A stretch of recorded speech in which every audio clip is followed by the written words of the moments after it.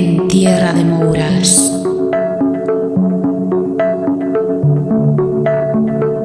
En el programa de hoy vamos a hablar de energías, de universo, radiestesia, de geobiología, que es la red de Hartmann. Para mí este es un programa muy interesante porque más o menos desde que tengo uso de razón siempre me dejé guiar por esas vibraciones que siento, tanto buenas como malas, y que según sean me hacen ser, sentir o actuar de una u otra forma. Vibraciones que noto, percibo en determinados lugares, ya sean casas particulares, templos o en mitad de un monte, como las vibraciones que desprenden las personas, los seres humanos que me rodean. Que ojo, esas energías pueden ser cambiantes y no ser siempre iguales, porque hay quien sin ser consciente es capaz de emanar malas vibras. Soy Kela Carrasco y estás escuchando En Tierra de Mouras.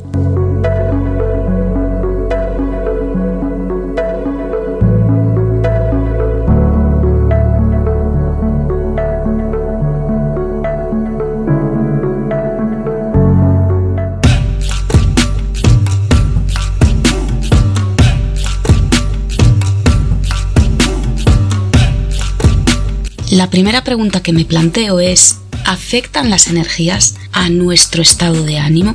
Ya provengan de la tierra, del mar, de las plantas, de otras personas o animales o mismo del cosmos.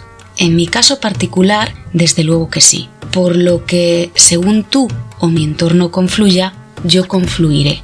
En realidad, esto es una maldición, porque aunque quiera desconectar de eso, es decir, no dejarme guiar por esas sensaciones, mi cuerpo en sí es como una esponja que lo absorbe todo, bueno y malo. Soy como una especie de imán energético. Por eso, a las personas con mala vibra necesito tenerlas bien lejos y salir de esos lugares en donde no me encuentro a gusto. Otra pregunta que surge es: ¿qué es la energía? La definición de energía dice que es la capacidad de los cuerpos para realizar un trabajo y producir cambios en ellos mismos o en otros cuerpos. Por lo tanto, se define como la capacidad de hacer funcionar las cosas. La energía que poseen los cuerpos pueden ser externa o mecánica e interna. La interna, si no me equivoco, se la relaciona con la temperatura.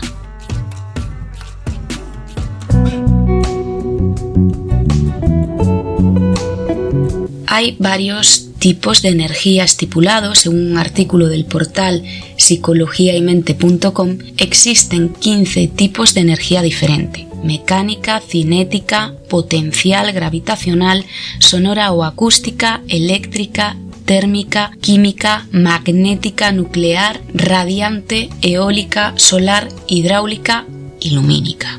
Para mí hay una de vital importancia, que podríamos meter dentro del grupo de energías eléctricas o electromagnéticas. Y esto sería la energía o corriente telúrica. Y pensaréis, ya está Kela con las energías telúricas. Pues de eso, queridos y queridas mías, os voy a dar la tabarra en este programa. ¿Qué es una corriente telúrica o corriente terrestre? Bueno, pues es una corriente eléctrica que se mueve bajo tierra o a través del mar. Las corrientes telúricas son el resultado tanto de causas naturales como de la misma actividad del ser humano. Este tipo de corriente se comenzó a estudiar y a experimentar hacia la segunda mitad del siglo XIX en los Alpes de Múnich. Para que lo entendáis mejor, esto significa que la Tierra, nuestro planeta, estaría vivo. ¿Por qué? Porque recibe energía del universo que genera unas vibraciones y movimientos internos. Por cierto, que la palabra telúrico proviene del latín telus, que significa tierra.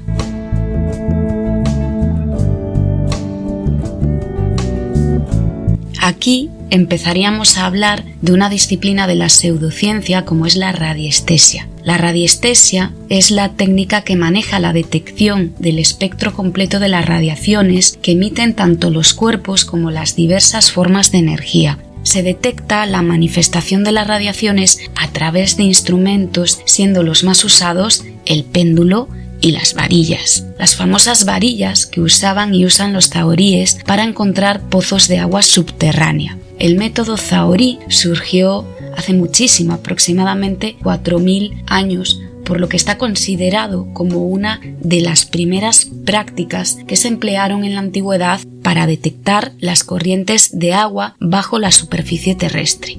Así que desde tiempos remotos, cuando se precisaba abrir un pozo del que extraer agua, se acudía a estos expertos.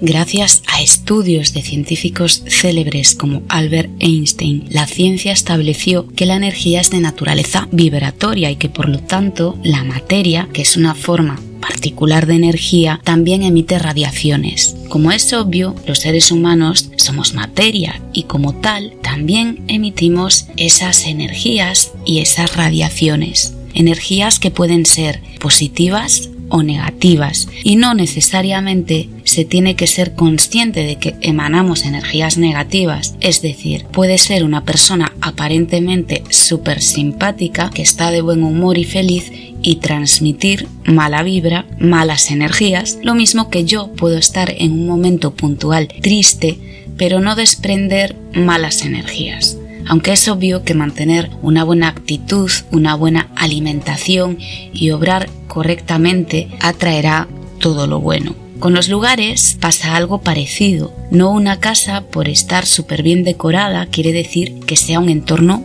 positivo. ¿Nunca escuchasteis una expresión de que las casas nos hablan? Es que las paredes de los edificios también actúan como esponjas de sus propios habitantes.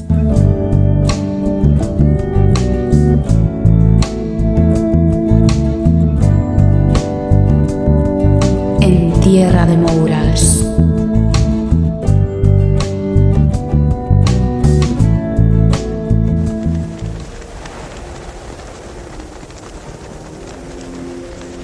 Los lugares de energía son emplazamientos especiales que ya las civilizaciones antiguas eligieron para construir sus altares, sus templos, sus hogares o los enterramientos de sus seres queridos. Lugares cumbre que ejercieron y ejercen influencias diferenciadas y que fueron utilizados para unos fines determinados.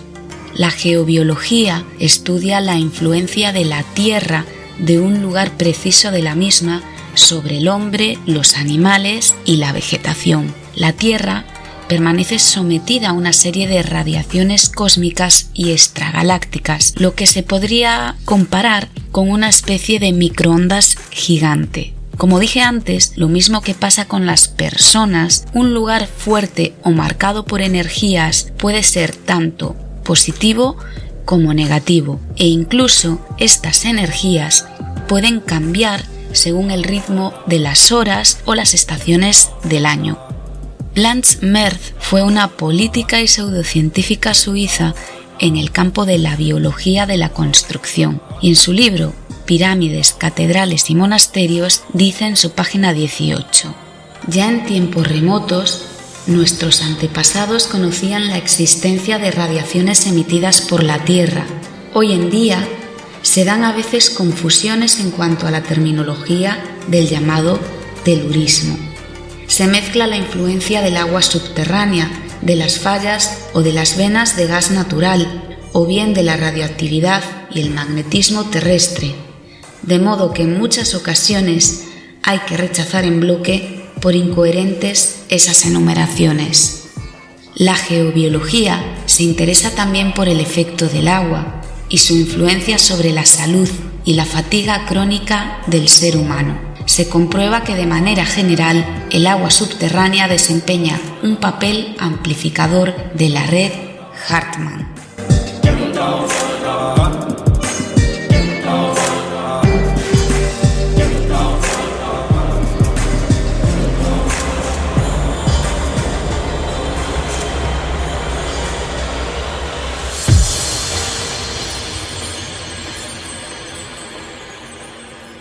La red Hartmann o líneas de Hartmann, líneas H forman una red gigante de energía que abarca toda la Tierra y que crea unas radiaciones rectilíneas, por lo cual también se la conoce como red global de radiación. Por otro lado, las cruces de Hartmann son las intersecciones de esas líneas de fuerza de la red y se corresponden con los puntos donde la energía fluye más intensamente.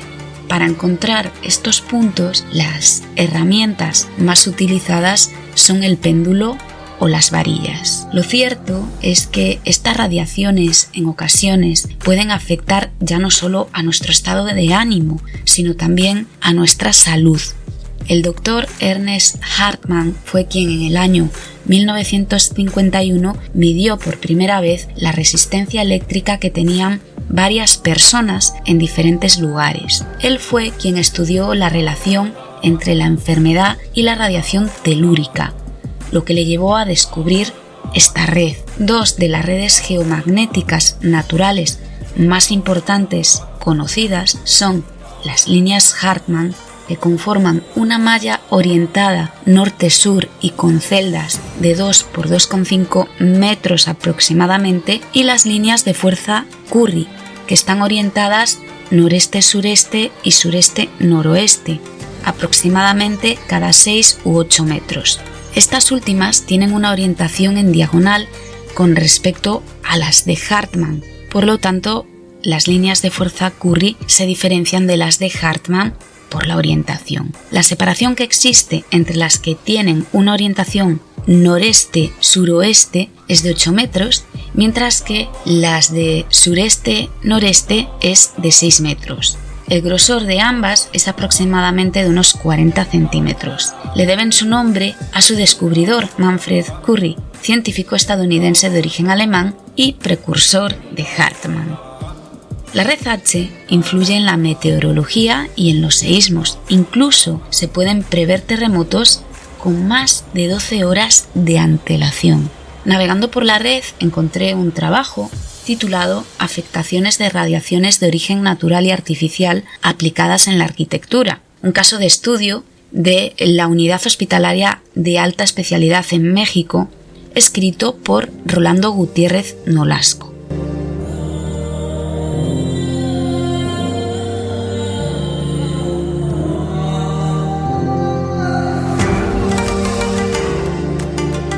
La historia de la arquitectura cuenta con un documento único de su época, un tratado sobre la arquitectura escrito por el arquitecto romano Vitruvio en el siglo I a.C.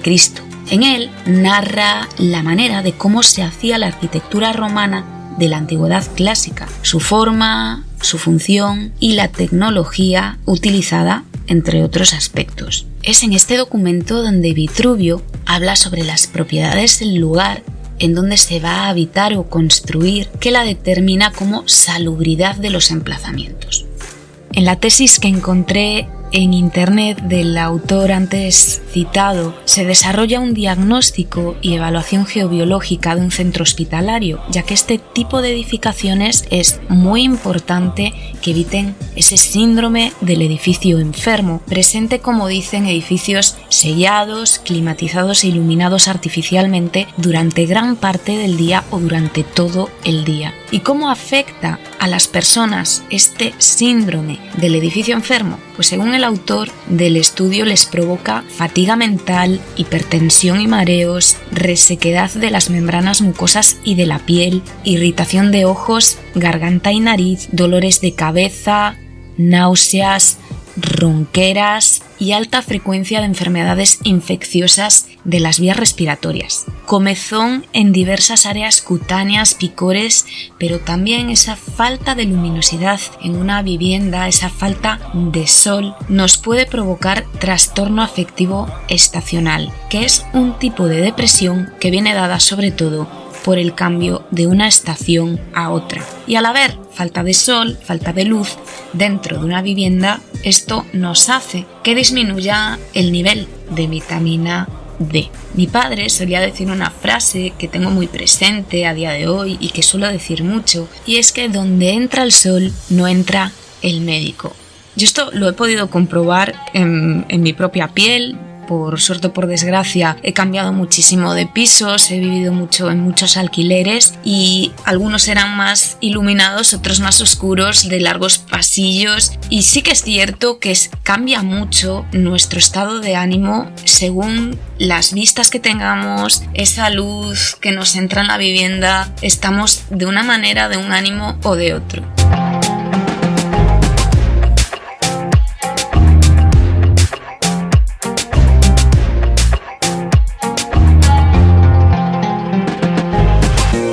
Volviendo al tema de los lugares cumbre, un ejemplo evidente de lugar cumbre, lugar de poder, son las pirámides de Egipto. La pirámide de Keops, la gran pirámide de Giza, es una pirámide iniciática, la más grande y la más viejita de las 7 maravillas del mundo antiguo. Para su construcción se necesitaron por lo menos hasta 100.000 hombres y las obras duraron casi 30 años. Se erigió en el mayor apogeo del poder faraónico durante el Imperio Antiguo y muestra la gran capacidad organizativa y el conocimiento adquirido por los artesanos y técnicos egipcios para construir este tipo de monumentos. Fue ordenada a levantar por el faraón Keops durante la cuarta dinastía y junto a las otras 2 más importantes, Kefren y Micerinos, la gran esfinge y otras pirámides menores y templos forman un gran conjunto de monumentos funerarios. Un estudio publicado en la revista Journal of Applied Physics demuestra, a través de simulaciones realizadas con ordenadores, que la pirámide de Keops es capaz de acumular energía electromagnética tanto en sus cámaras como en su base, donde hay un habitáculo inacabado. De hecho, la gran pirámide de Giza, al igual que la torre de Tesla, habrían funcionado como sistemas generadores de iones negativos capaces de transmitirlos sin utilizar cables eléctricos y constituyendo verdaderas fuentes de energía inalámbrica. En tierra de Mouras.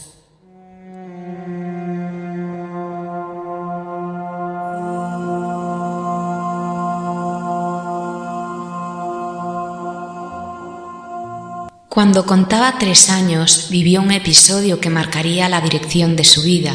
Mientras acariciaba el lomo de su gato, el roce de su mano produjo una lluvia de chispas y quiso averiguar cuál era el motivo. Se lo preguntó a su padre y este, un sacerdote ortodoxo, le explicó que se trataba del mismo fenómeno que ocurría en los árboles durante una tormenta: la electricidad. Desde aquel momento y hasta el día de su muerte, Nikola Tesla dedicaría su vida a resolver aquel misterio.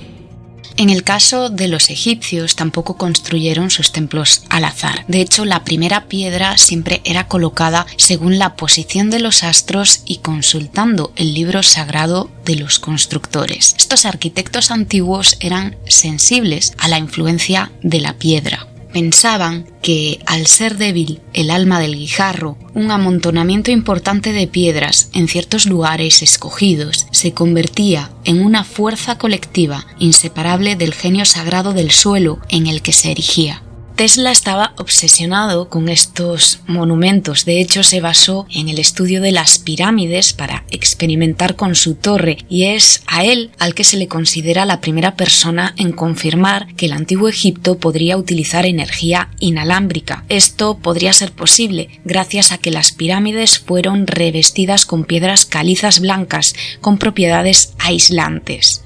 Sus bloques internos contienen pequeños cristales y metales y sus ejes de granito, del que se sabe es una sustancia ligeramente radioactiva, permitiría la ionización del aire. Si a estas construcciones le sumamos los canales de agua subterránea de la meseta de Giza, es cuando se obtiene esa fuente de energía.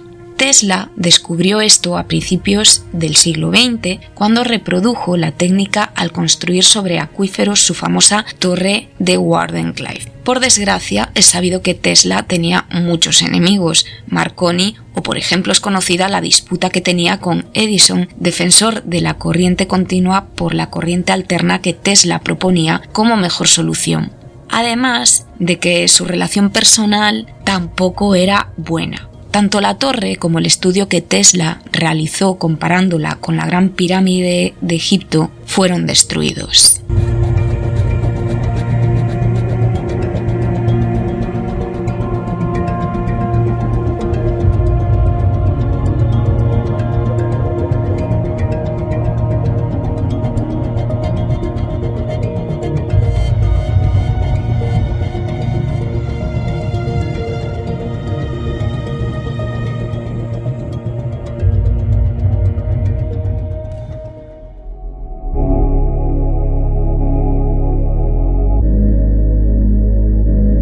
El titular de un artículo del diario El Mundo, publicado el 31 de julio del año 2018, dice: la Gran Pirámide de Giza puede concentrar energía electromagnética a través de sus cámaras internas. Y es que un grupo de científicos descubrieron que su estructura es capaz de albergar energía electromagnética bajo su base y en sus cámaras internas. Fue una investigación internacional liderada por la Universidad ITMO de San Petersburgo, en la que se aplicaron métodos de física teórica para investigar la respuesta electromagnética de la Gran Pirámide a las ondas de radio. Los científicos predijeron que, bajo condiciones de resonancia, la Gran Pirámide de Giza puede concentrar energía electromagnética en sus cámaras internas y bajo su base. Volviendo a los enclaves telúricos cumbre o de poder, Blanche Merz se plantea lo siguiente: estos lugares eran estratégicamente elegidos antes de su construcción, o la gran zona neutra del interior de las edificaciones se creó después.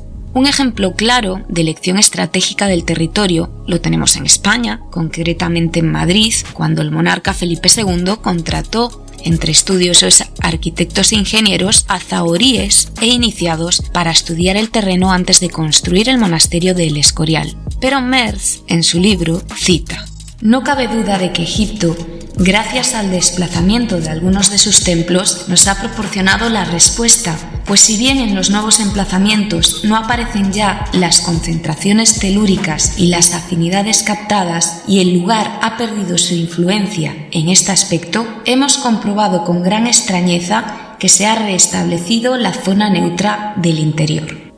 La pregunta es, ¿qué es lo que hace que un edificio, una casa, una vivienda, una construcción se cargue de energía? Para mí, personalmente, influyen varios factores: la ubicación, el si pasan o no corrientes de agua subterránea, la orientación, las personas que han habitado en ese lugar, los acontecimientos que se han sucedido allí, el cómo coloquemos los muebles, los objetos decorativos, los espejos es muy importante. Y aquí entraríamos a hablar del conocido Feng Shui. También son importantes los elementos que se utilicen para la construcción de ese edificio, la piedra, las maderas, las plantas pueden hacer o no que haya un ambiente más negativo o más positivo. Hay plantas que atraen las energías negativas, hay plantas que atraen las energías positivas y hay plantas que neutralizan las energías. Los animales también son importantes, no solo los gatos, también se dice que los perros son receptores de estas energías, así como los gatos son capaces de transmutarlas. De los perros se dice que son capaces de mimetizar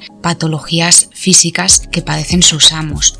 El Feng Shui, leído en chino Feng Shui, significa viento y agua. Es una disciplina de la China imperial muy antigua, una forma de geomancia milenaria que estudiaba los cambios en la naturaleza, el clima y los astros, y fue creada junto con la filosofía del Tao. La palabra Tao, que también puede transcribirse del chino como Dao, se refiere al camino de la vida, a su trayecto y significado. El Tao no es espiritual ni es materialista bajo el prisma occidental, sino que es guía del ordenamiento cosmológico, originándose en sí mismo desde lo metafísico y se transforma y adopta formas físicas. Por lo tanto, el Tao puede ser fuerza, y si puede ser fuerza, puede ser energía. En el taoísmo filosófico se define la existencia de tres fuerzas principales. Una negativa, que sería el yin, lo negro, lo oscuro, la noche, el invierno, lo débil, lo femenino.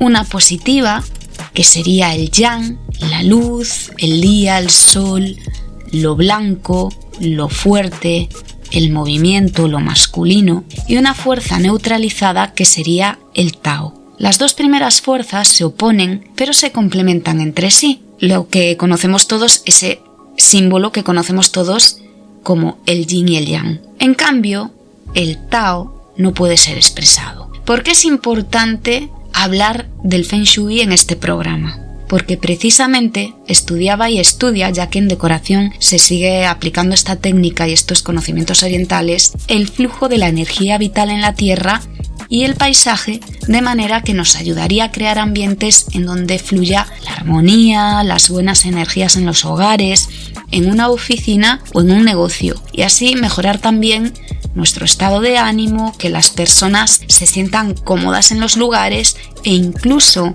mejorar nuestra propia calidad de vida. De eso se trataba la geomancia, de adivinar mediante la observación del paisaje o el entorno y sus formas.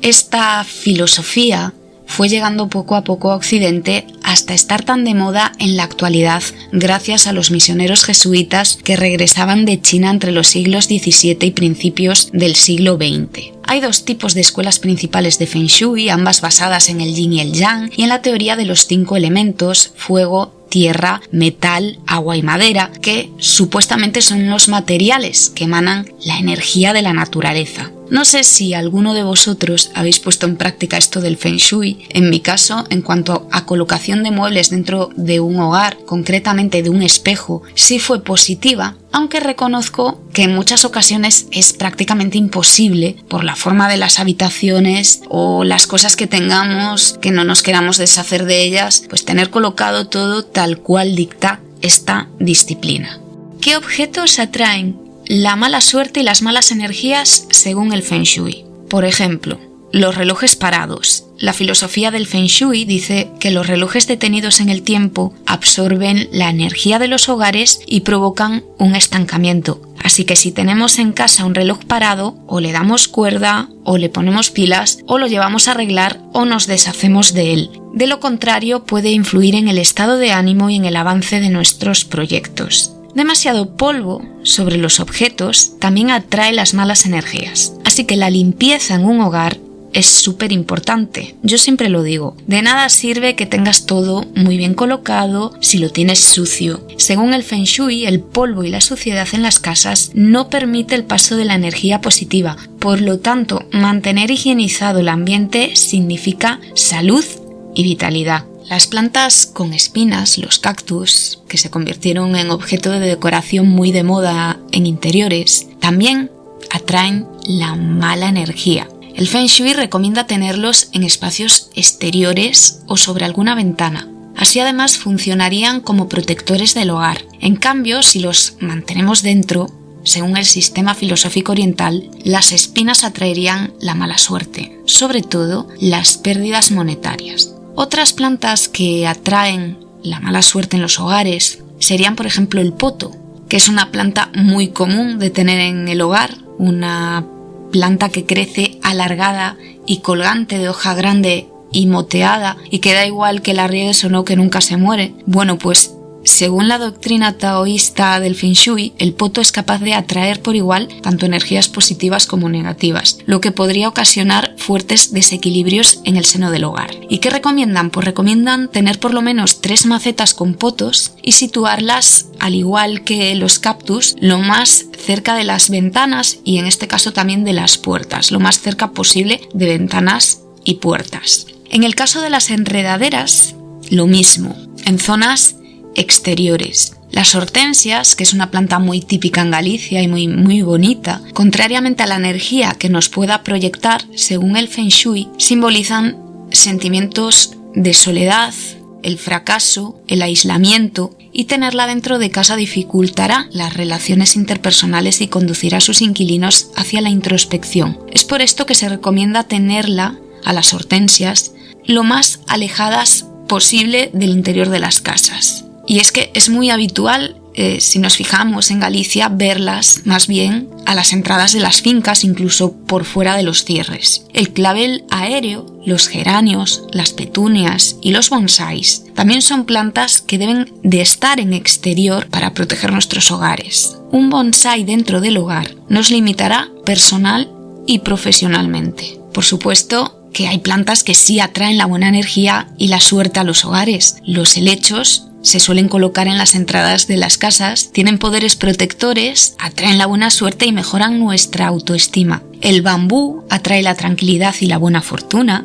La lavanda protege a las personas de las malas energías. La famosa planta del dinero o hiedra sueca, la planta de la albahaca, el ficus, el muérdago, que era la planta sagrada de los celtas y de la que ya os hablé en el anterior programa, la flor de loto, estas serían algunas. Y luego hay unas plantas que a mí personalmente me gustan mucho, que serían las neutralizadoras de energía y que curiosamente son las que mejor se me dan. Neutralizadoras no es que solo absorban la mala vibra, sino que la transforman en buena energía. Sería, por ejemplo, la planta de aloe vera, conocida por atraer la prosperidad en cualquier lugar del hogar donde se encuentre ubicada. De ella se cree que cuando crece con vitalidad, como es el caso de la mía, que además me la regalaron, es porque está atrayendo la buena suerte. La planta de la ruda, que se la considera protectora, ya que aleja la negatividad, la absorbe y también la transforma en energía positiva, por lo que se recomienda tenerla en casa. Y en una zona escondida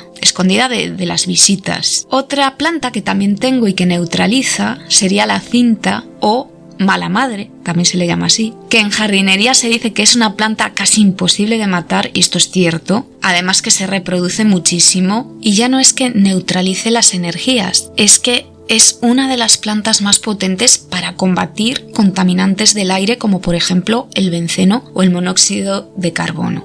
¿Qué más nos dice la filosofía del Feng Shui que da mala suerte en los hogares? Los espejos rotos. Yo creo que incluso se podría dedicar todo un programa a hablar sobre los espejos, sobre las leyendas y los mitos que se cuentan sobre ellos. Según el Feng Shui, no es negativo tener espejos en casa, pero es importante saber ubicarlos, que estén limpios, sin rajaduras, picados o rotos. Un espejo roto es sinónimo de malas energías. De hecho, cualquier objeto roto, según esta filosofía, representaría la baja autoestima. Tampoco es bueno enfrentar un espejo a una cama porque nos robaría el descanso. No se recomienda mucho tenerlos dentro de los dormitorios. No es bueno enfrentarlo a una ventana o una puerta porque se iría por estas la suerte, pero en cambio, si lo que se refleja en él es una mesa de comedor donde comemos, sobre la que ponemos alimentos, así atraería el dinero y la prosperidad al hogar, porque actuaría como multiplicador de nuestros bienes. En este caso serían los alimentos, y cuando no falta el alimento en un hogar, es que no falta el dinero. Las tijeras son objetos que también atraerían las malas energías. Evidentemente, no se recomienda eliminarlas porque son necesarias en una casa, pero sí dejarlas bien guardadas en un cajón y nunca jamás a la vista. Esto en mi casa se hizo siempre. A mi madre le daba mucha rabia ver tijeras abiertas y peor si estaban abiertas sobre una mesa. El Feng Shui dice que para evitar su costado energético negativo, las tijeras deben permanecer siempre cerradas. La mala energía en el hogar también la traen los animales muertos. Os pongo un ejemplo. Las cabezas de ciervo, muy típicas en casas donde se practica la caza. Los animales disecados. Si te gusta la taxidermia, que sepas que esta antigua disciplina recomienda no tener animales disecados en el hogar. ¿Por qué? Te preguntarás. Porque representaría la presencia de la muerte y por ello atraería la mala suerte y las malas energías. Tener muebles con punta. Yo creo que esto es una de las cosas más difíciles de cumplir, sobre todo desde que existe IKEA. El caso es que, según el Feng Shui, tanto mesas como repisas o bibliotecas con terminaciones en punta son otro de los objetos que atraen las malas vibras, ya que tienen un efecto negativo en el centro energético del espacio, cortan el flujo y por lo tanto lo estancan. Las flores secas y marchitas también obstaculizan el flujo de la energía porque reflejan la falta de vida. Es algo parecido a lo de tener animales muertos. Así que si tenemos una planta seca o marchita en el hogar, es importante retirarla y quitarla de la maceta desde la raíz. Las decoraciones violentas, cuadros y carteles con imágenes violentas, macabras, oscuras. Hay mucha gente que le gusta este tipo de decoración, creepy, pero el Feng Shui sugiere retirar estos objetos decorativos ya que generan tensión y malas energías. Las prendas antiguas, pero ojo, las prendas antiguas que no usamos. Todos tenemos en el fondo de armario ropa que no nos ponemos desde hace muchísimo tiempo o incluso desde nunca. Algún regalo de algo, de una prenda pues que no nos gusta, lo que sea. Bueno, pues hay que deshacerse de esta ropa. Las prendas acumuladas sin usar dentro del armario se convierten en objetos que atraen las malas energías y obstaculizan su renovación.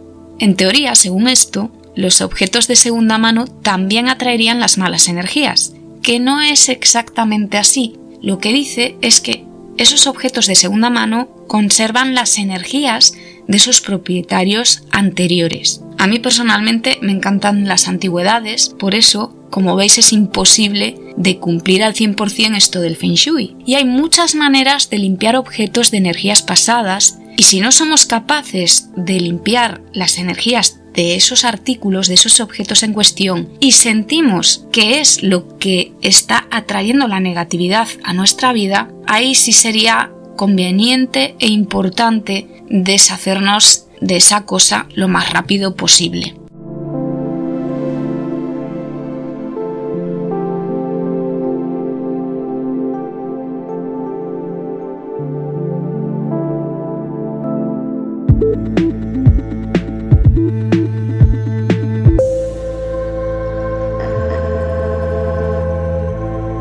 En tierra de Mouras.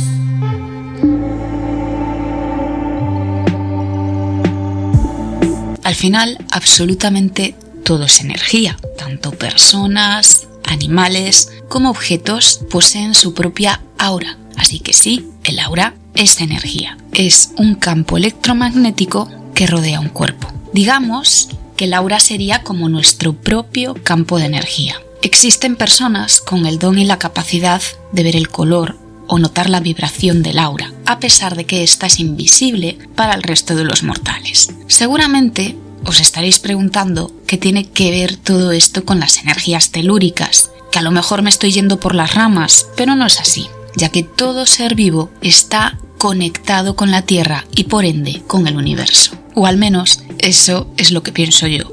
Existe la relación tierra, hombre y chakras. Para los indígenas, la tierra es fuente de vida, un regalo de su dios o dioses del que nutrirnos, sustentarnos y aprender. La madre tierra es el centro del universo, el corazón de su cultura y su identidad como pueblo. Conecta con su pasado, como el hogar de sus ancestros, con el presente, como proveedora de sus necesidades materiales, y con el futuro que está por llegar, como el legado que guardan para sus hijos y nietos. Por lo tanto, independientemente de su forma, si es redonda o plana, la tierra hay que cuidarla, y es nuestro deber cuidarla. Para los nahuas, un grupo de pueblos nativos de Mesoamérica, al que pertenecen los mexicas y otros pueblos antiguos del Anáhuac, que tienen en común la lengua náhuatl, el medio natural y algunos elementos como el agua terrestre, las rocas, el fuego, la masa de la tierra y los cristales de cuarzo son imaginados como componentes del cuerpo terrestre, que estaría vivo. En este sentido, los cerros representarían la cabeza, los cuarzos la masa encefálica, el fuego el corazón, las rocas los huesos, la masa de la tierra la carne y el agua la sangre. Los humanos, según la doctrina hinduista, poseemos un centro de energía en nuestro cuerpo, los chakras, que serían 6 o 7, según la teosofía de finales del siglo XIX. Los chakras formarían parte del aura, que para las creencias espirituales es un campo de energía humana, una emanación de color que en teoría envuelve y rodea al cuerpo humano, incluso, como ya dije antes, también poseen los animales u objetos. Entiendo que a los objetos se referirá a esa impregnación de las personas a las que perteneció o pertenecen. Yo podría considerarme que soy de esas personas que no pueden ver el color del aura, pero sí sentirla. Como anteriormente dije, los chakras se desalinean. El aura puede cambiar de color y con ello nuestra energía. Puede ser por nosotros mismos o porque absorbemos vibraciones ajenas que hacen que las nuestras cambien. Por eso es muy importante tener en cuenta muchos aspectos relacionados con nosotros mismos para poder transmutar esas malas energías y convertirlas en buenas, y lo mismo sucede con nuestro entorno, poder limpiar nuestros hogares. La Tierra también tiene chakras o puntos de alta energía que se dividen por el mundo. A principios de la década de los años 70, el científico James Lovelock propuso que la Tierra no era una roca inerte, sino que se trataba de un sistema de vida inmenso. En esto se basa precisamente la hipótesis Gaia, que afirma que el planeta es un superorganismo vivo. Como toda hipótesis, tiene detractores que la consideran una fantasía de la pseudociencia, pero también tiene seguidores que afirman que tiene todo el sentido del mundo. La idea base es que la vida se formó en la Tierra a partir de energía, de partículas que lograron llegar a la Tierra provenientes del universo y formaron células hasta conseguir crear un gran sistema de vida. Algunas antiguas civilizaciones ya creían que la Tierra también poseía sus propios chakras. Los budistas, por ejemplo, creen que el ser humano puede entrar en equilibrio cuando coordina sus chakras con los de la Tierra y así poder estar en sintonía con ella. Los chakras de la Tierra serían 7 y cada uno corresponde con una parte del mundo. Así, el chakra raíz, Muladhara, se ubica en el monte Shasta, en Estados Unidos.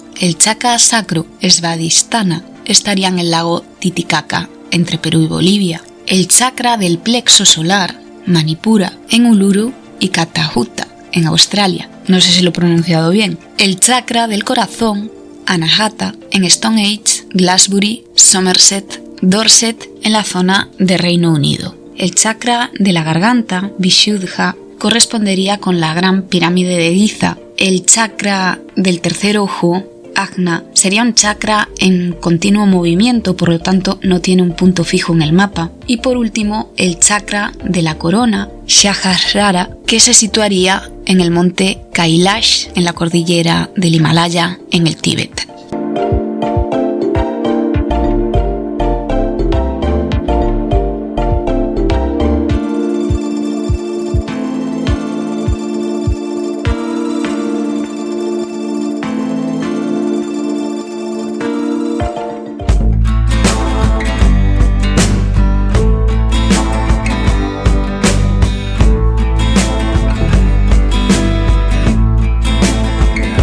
A mí me gustaría saber vuestra opinión sobre todo esto, sobre las energías, los lugares de poder, si experimentáis este tipo de sensaciones cuando visitáis unos petroglifos, por ejemplo, un templo, una catedral. Así que si queréis dejar vuestras experiencias en los comentarios de cualquiera de las plataformas, estaré encantada de leeros. De paso, aprovecho para recordaros las vías de contacto donde me podéis seguir: en Twitter, @Tierra de Mouras, en Instagram, en /Tierra de Mouras /podcast, y si me queréis seguir en mi Instagram personal es Kelly_Carrasco _80. En YouTube, que la Misterios e Historias blog con V, cambiamos el nombre del canal de YouTube. Y recordaros que podéis escuchar este podcast en Tierra de Mouras, en Spreaker, Spotify, iVoox, Deezer, Google Podcast, y por supuesto iré subiendo los episodios al canal.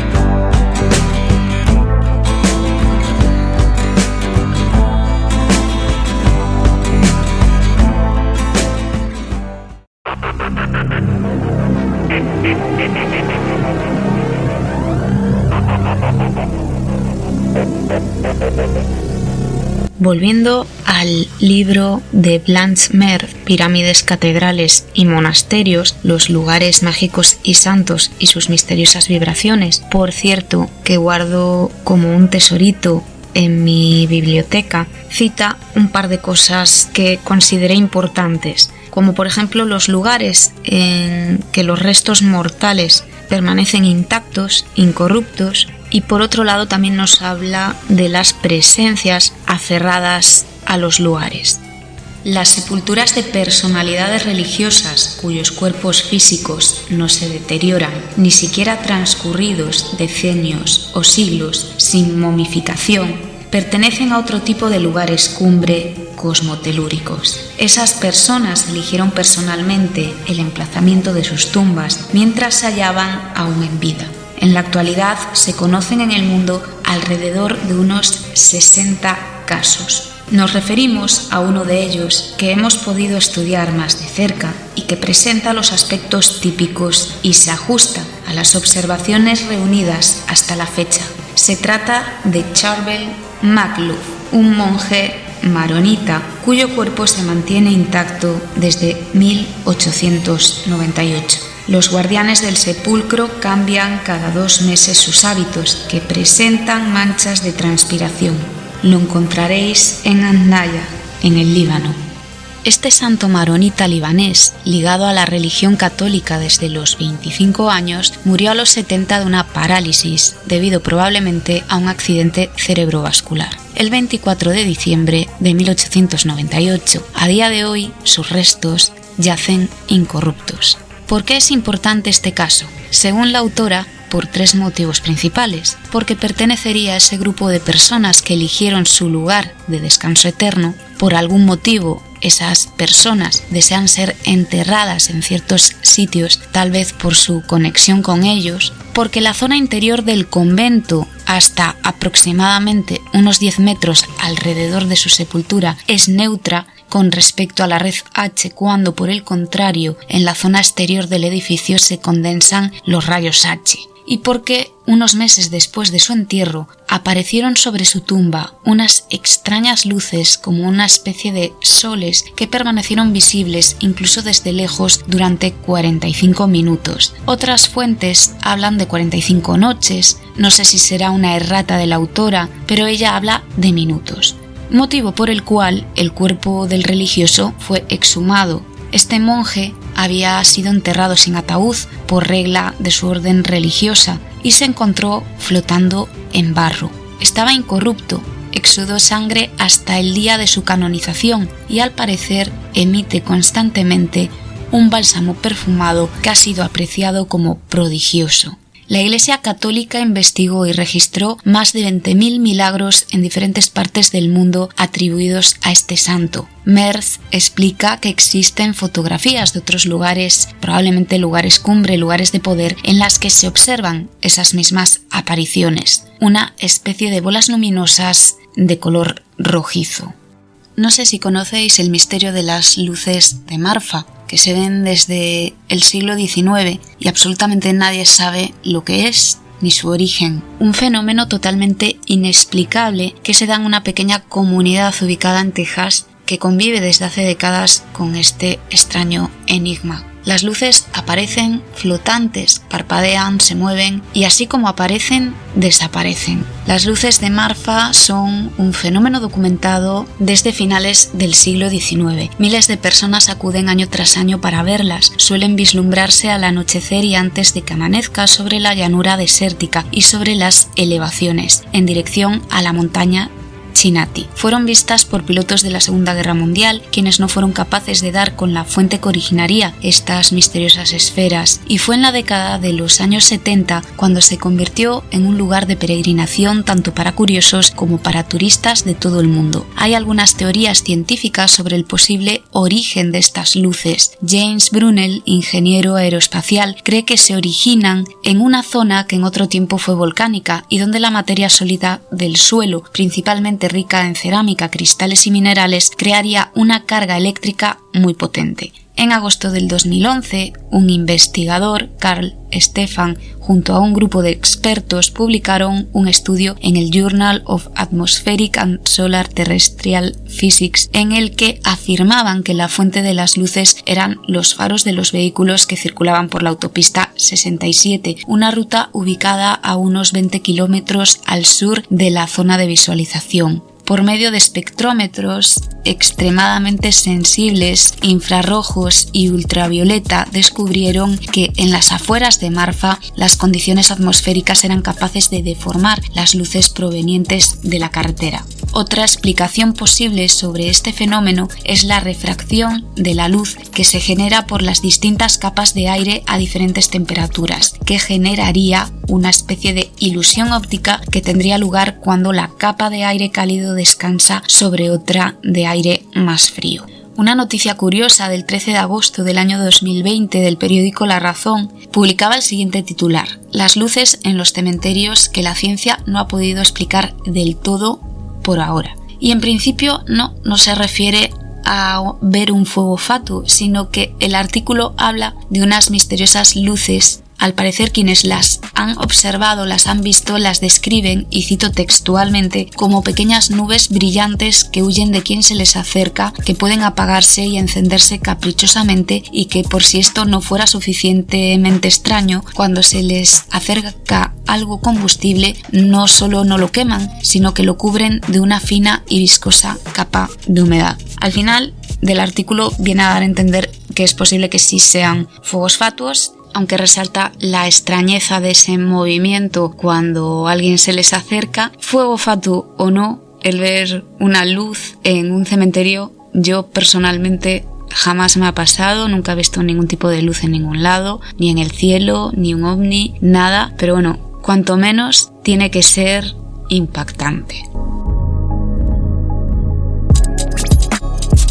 Para terminar, y volviendo al libro de Blanche Merth y a las presencias aferradas a los lugares, ella nos dice: no obstante, en lugares específicos no es posible seguir ignorando ciertos hechos turbadores que demuestran ser manifestaciones concretas. En muchas de las situaciones que se nos presentaron y que se repitieron, sobre todo en las casas en que se había producido una muerte violenta, fuese accidente o suicidio, nos fue permitido registrar los hechos casi como la antena de un aparato receptor que recibe las ondas hertzianas. La muerte brutal separa el cuerpo físico del cuerpo energético de manera poco armoniosa. El cuerpo energético o etéreo es, recordémoslo, el segundo ejemplar del cuerpo físico en materia menos densa. Cuando ambos cuerpos no logran morir al mismo tiempo, armoniosamente unidos el uno al otro,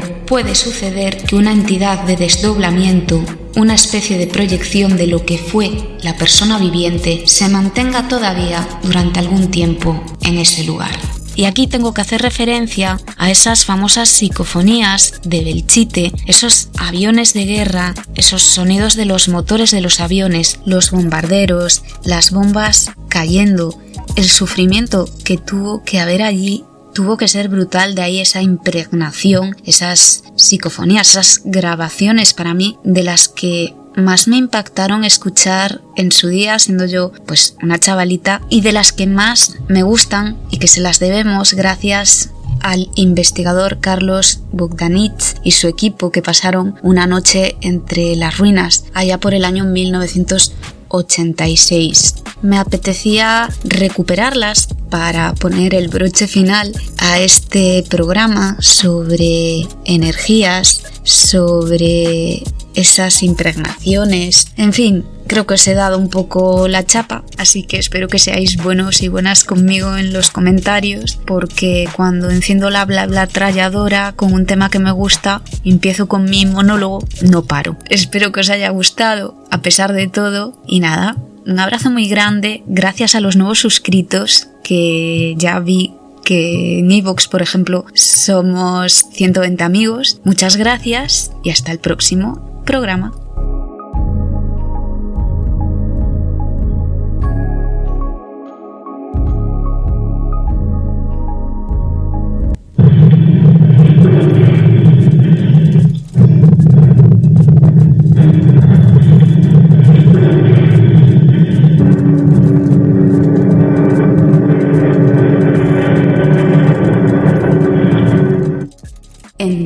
Terra de Mouras.